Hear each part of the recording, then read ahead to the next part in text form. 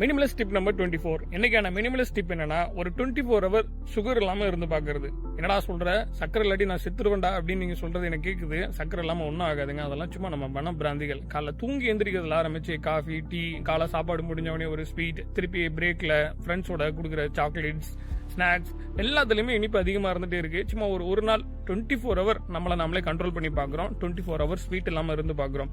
காலைல தூங்கி எந்திரிச்சவனே ஒரு பிளாக் டீயோ பிளாக் காஃபியோ குடிச்சு பாருங்க. ஆரம்பத்துல கசக்கும், கொமட்டிட்டு வர மாதிரி தெரியும், என்னடா வாந்தி வர மாதிரி இருக்கு அப்படின்ற மாதிரிலாம் இருக்கும். எல்லாம் நம்ம மனப்பிராந்திகள் மற்றும் மிஸ்கிகள், அவர்களை எல்லாம் கண்டுகொள்ள வேண்டாம். ஸ்வீட் சாப்பிடுன்னு உள்ள இருந்து ஒரு சைத்தான் நம்மளை பார்த்து கத்திக்கிட்டே இருக்கும். படாறு 2 வச்சு மூடிட்டுறா கொஞ்ச நேரம் அப்படின்னு சொல்லிட்டு ஒரு நாள் ஒரு ஸ்வீட் சாப்பிடாம இருந்து பாருங்க.